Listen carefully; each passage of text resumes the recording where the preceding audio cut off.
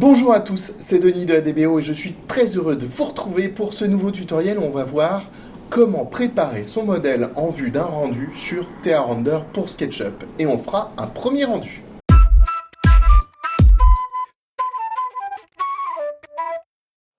Alors dans ce tutoriel, on va voir comment on prépare un modèle en vue d'un premier rendu photoréaliste.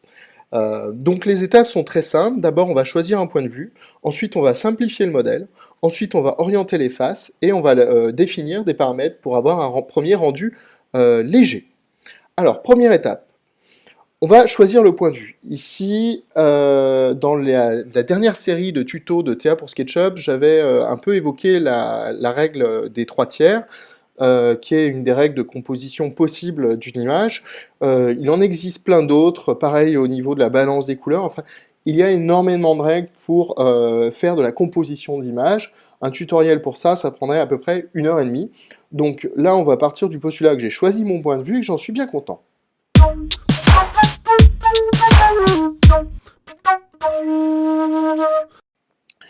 Ensuite, la deuxième étape, ça va être la simplification du modèle. Ici, on voit que j'ai un modèle qui est complètement allégé.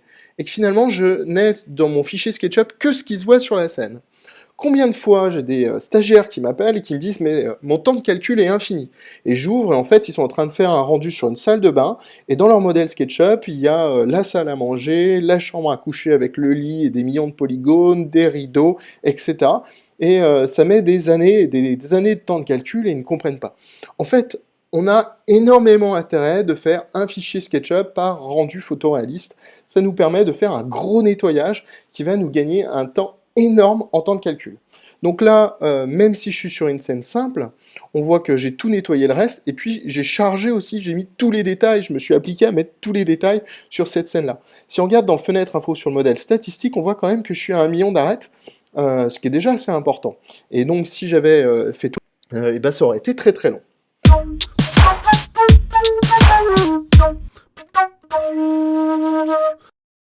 Donc, première étape, choix du point de vue. Deuxième étape, simplification. Troisième étape, l'orientation des faces. Alors, l'orientation des faces, on va vérifier avec ce bouton-là, qui est style d'affichage, qu'on peut aussi retrouver dans affichage, style de face monochrome. Et là, on voit des faces de deux couleurs. On voit des blanches, donc là, on voit que tout mon modèle est blanc, à l'exception de mes petites serviettes ici, qui sont bleues.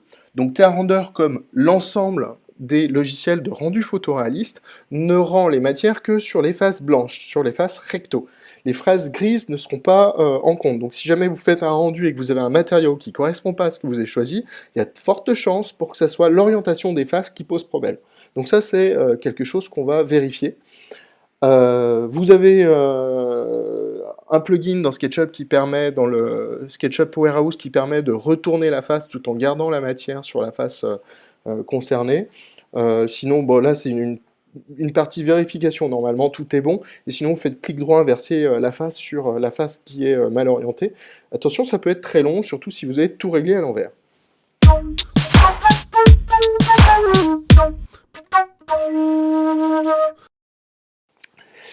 Maintenant, on va passer à un premier rendu. Donc là, j'ai passé en style d'affichage de face ombrée avec texture, donc qui est le mode d'affichage normal. C'est le petit cube ici avec les rayures.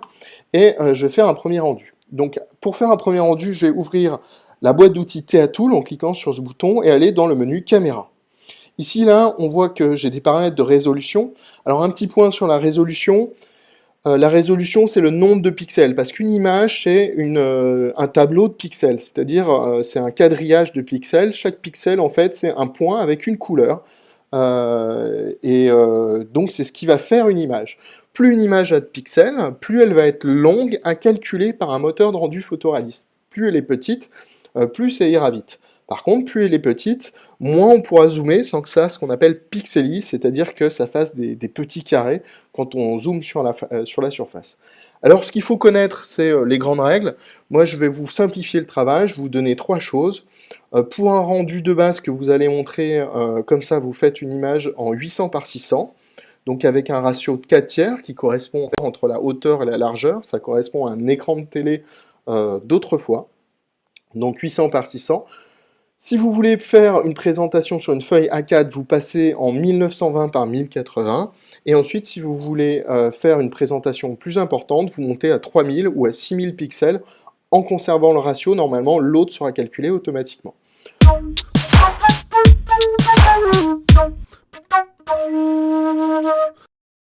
Donc voilà. Si vous voulez des points d'ancrage, des repères, c'est 800 pour le truc de tous les jours, notamment pour tous les sites web, ça sera très très très largement suffisant, ça sera même déjà trop grand. Ensuite, vous pouvez faire 1920 pour quand vous allez faire sur du A4, donc ça aussi c'est imprimé sur du A4, donc ça c'est courant. Et puis après, 3000 ou 6000 si vous avez à faire du A1 ou du A0. Ok, donc ce paramètre il est rendu, il est réglé. Alors petit détail aussi, si on a horizontal ou vertical, bon bah vous voyez que ça change en fait si on est sur un format portrait ou paysage. Moi pour cette image-là, je vais choisir un format portrait. Ok, ça c'est fait. On va aller dans le petit bouton ici, TA for Render for SketchUp, donc le petit bouton de rendu. On va aller dans l'onglet rendu pour choisir le moteur de rendu. Alors là, pour les non-initiés, en fait, TerraRender a fait un peu une bêtise, ils ont laissé tous les moteurs de rendu disponibles. En fait, on utilise toujours les mêmes. Donc moi, pendant cette série de tutos, je vais utiliser IR Progressive MC. En fait, je vous invite à utiliser IR Presto MC si vous avez une bonne carte graphique, parce que ça calculera 5 à 10 fois plus vite. Moi, là, je suis en train de faire de la capture d'écran, j'ai un double écran, la carte graphique est déjà largement sollicitée, donc je vais rester en IR Progressive MC. Et d'un autre côté, c'est un mode un peu de survie qui fait que ça marche toujours. Les 5 moteurs de rendu avec IR, c'est des moteurs interactifs, c'est-à-dire que quand je lance mon rendu, si je bouge dans SketchUp, ça bougera aussi dans mon rendu photoréaliste, ça se remettra à calculer. Donc c'est parfait pour la phase de réglage bah voilà, le réglage initial pour régler une matière, on zoome sur la matière, on regarde si elle rend bien comme on l'a prévu, etc. Pour lancer le rendu, là je ne l'ai pas dit, mais on clique effectivement sur le petit bouton qui est ici, qui est là. Alors là, il ne me fait rien du tout, petit coquin. Alors il me fait un environnement noir. Pourquoi il me fait un environnement noir? Parce que ici dans mes pré-réglages, j'avais désactivé le ciel et le soleil. Donc je vais les réutiliser et je vais relancer le rendu. Voilà. Ça c'est bon. Normalement, par défaut, quand vous ouvrez un fichier SketchUp, ces deux cases sont cochées. Moi, vous imaginez bien que j'ai fait des tests. En fait, les tests, je les ai montrés dans l'étape précédente et du coup, j'ai pas tout récupéré. Donc là, j'utilise le ciel de TerraRender. Je fais mon petit rendu interactive MC. Vous constaterez que j'ai diminué ici la taille de mon écran parce que plus ma fenêtre ici de rendu est petite, plus ça va être facile, rapide à calculer. Donc là, je me suis mis dans le mur et on voit que dans TS pour Render, ça me rend aussi un mur. Sympa, n'est-ce pas? Mais voilà, je peux naviguer directement dedans. Alors, TerraRender, il a une option aussi qui est super sympa, c'est de permettre de rendre directement à l'intérieur de ce qu'on appelle le viewport de SketchUp, c'est-à-dire quand je coche cette option-là, mon rendu photoréaliste va se faire directement à l'intérieur de SketchUp. Allez, on appuie sur le bouton Play. Voilà, donc tout ça pour dire que ça c'est le... Voilà, c'est comme ça qu'on prépare un modèle. Et là, j'ai fait une première image où je vois un peu l'aspect général de mon élément. Et cette première image va me permettre de noter tout ce qui ne va pas. Donc, il y a un problème d'éclairage flagrant.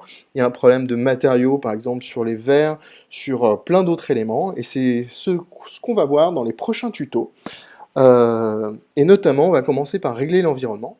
Je vous invite à cliquer sur le bouton pouce vert si vous avez aimé la vidéo, à la partager sur les réseaux sociaux, et je vous dis à bientôt pour de prochains tutos.